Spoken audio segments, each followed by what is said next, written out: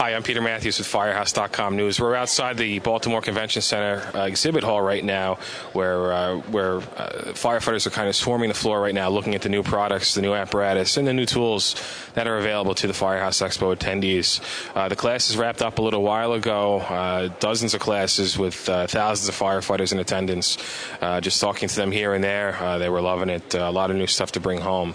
We're going to hear right now from our news team as they interview some of the instructors and some of the attendees at Firehouse Expo this year. Hi, I'm Susie at Firehouse.com, and I'm here today with Chief Dennis Rubin, Chief of D.C. Fire Department.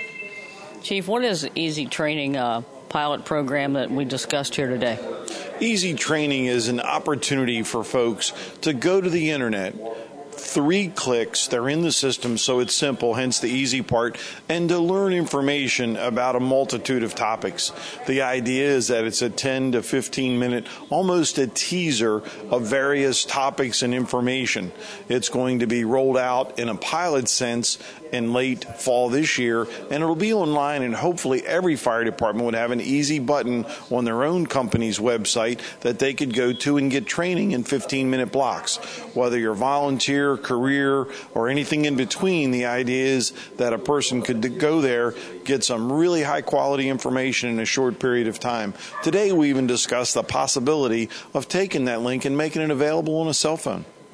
Is there a problem with training in the fire service? Are you seeing a lack of fire training?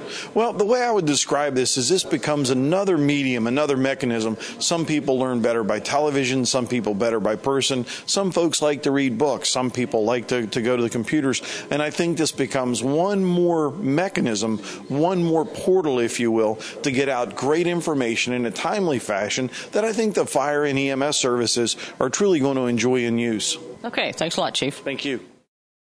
Hi, I'm Susie at Firehouse.com, and I'm here with Chief, retired, Bernasini. And Chief, with the Easy Training program, you had a pretty significant role in the curriculum. What kind of curriculum can we look forward to? Well, I think in the beginning we tried to develop sort of a varied subject curriculum to sort of hit the standard topics that you would. And there's sort of a sampling of course content that would match that curriculum.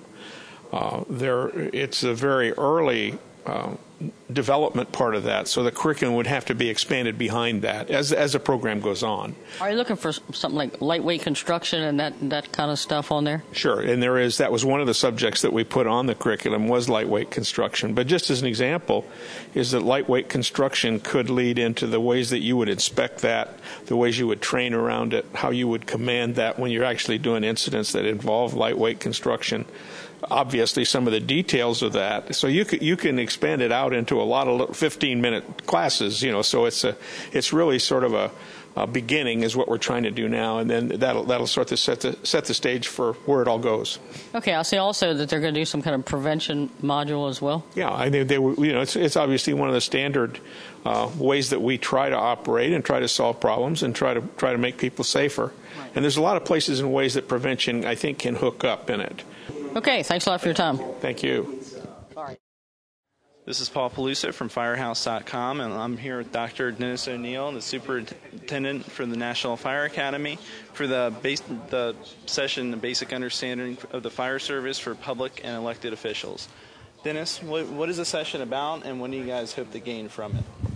Paul, the fire department doesn't exist. It's not an island. It exists in a political environment. The people that manage the city managers, the appointed and elected officials in town, all have to be educated about what the fire service does and doesn't do. That's not an easy job sometimes for a chief to do or a senior officer in the department to do. So the workshop that we're going to be covering today will be talking about that very subject. And we'll be covering things like apparatus purchasing, what the ISO schedule means to the fire service, what are the impacts of EMS coming up, and protective equipment, and how much does it cost, and how do you present the ideas? And those are the kinds of things we'll be talking today. We have a great panel of experts from the folks from the ISO, Kurt Verone from the NFPA, Dr. Lori Moore from the International Association of Firefighters, and Chief Bobby Cobb, who is a friend of mine from the Jersey City Fire Department, will be talking about the Insurance Services Office grading schedule. Okay. Sounds good. Thank you. Thank you, Paul.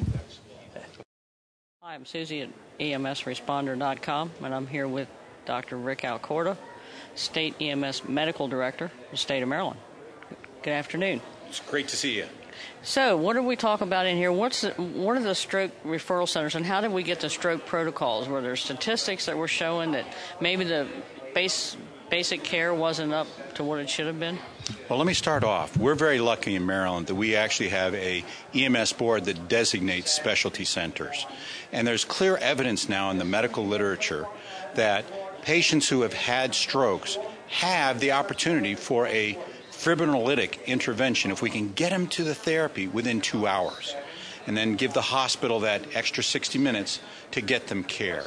So what we were able to discuss this afternoon is how did the system designate primary stroke centers, the EMS protocol that helps EMS providers to get that patient in a timely way to a primary stroke center, and changing it from a routine transport to a emergency transport, because time is brain.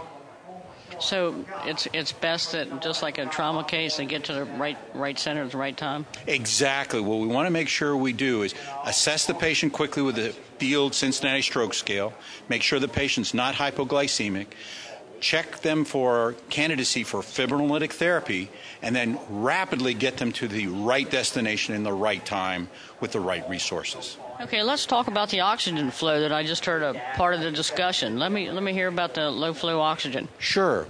One of the challenges we have with stroke patients is at first you would think you'd want to give high flow oxygen to that watershed area where there's compromised blood flow. Well, actually, there's evidence in the neurologic literature that we want to give low flow, 2 to 6 liters by nasal cannula. It reduces free radicals, and they have potential vasoconstriction associated with that in the area of the brain. So we want to make sure some additional oxygen gets there, but it doesn't complicate the existing stroke.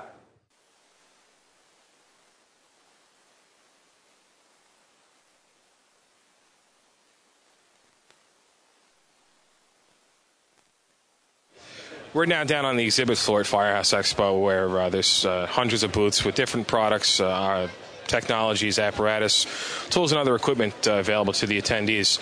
Let's hit the show floor and talk to some of the folks who have joined us here on Thursday at the expo. Okay, we just found 3 firefighters from Norfolk, Virginia. They've come up for the day. Can you introduce yourselves and tell us what you're here for, what you're looking at for the show? Lieutenant Jimmy Harris, here looking just for some equipment for my turnout gear, webbing, flashlights. Pick up a few company T-shirts too. Okay, and what are you here looking for, and what's your name? I'm firefighter Katie Sawyer. I'm a newer member to the department, so I'm just looking for stuff to fill my pockets with, some useful tools, see what new apparatus is out there. And what are you here looking for, and what's your name? My name is Jeremy Moran, firefighter with the city, and I'm kind of looking at the your personal escape stuff, your bailout belts, and stuff of that nature, and also little knickknacks here and there, put in the pockets. All right, thank you. We're here with Tom Lewis, the Director of Development for the Congressional Fire Service Institute, or CFSI. They're going to be holding a silent auction over the next 3 days. It ends on Saturday. Tom, can you tell us some of the items that are going to line the tables every day? Yeah, I mean, we have about 90 items this year, so this is hopefully our most successful silent auction to date. We'll have airline tickets, hotel packages. We have 2 sets of fire gear this year. Plenty of equipment for your apparatus. I mean, so come on by, and if you need gear or vacation or whatever, we have it for you this year. So. Okay, and what do the proceeds from the auction go to? And what you're a very big presence here in the lobby, right when you walk into the convention center. So, what do the proceeds go to? Well, we're a nonprofit, nonpartisan policy institute, and we're designed to educate members of Congress on the needs of fire and emergency services. In doing that, we do advocate for federal funding and whatnot, but we don't get any of that federal funding. Instead, we use programs like the silent auction and our annual dinner to do that. So, actually, all proceeds from this auction do go to benefit CFSI directly to allow us to continue our work up on Capitol Hill. Okay, so when you enter the convention center, come down to the exhibit hall. If you could stop by the CFSI booth right outside the entrance to the exhibit hall, that would be great. Drop your name on the pads, and hopefully you take away a nice prize. Thank you.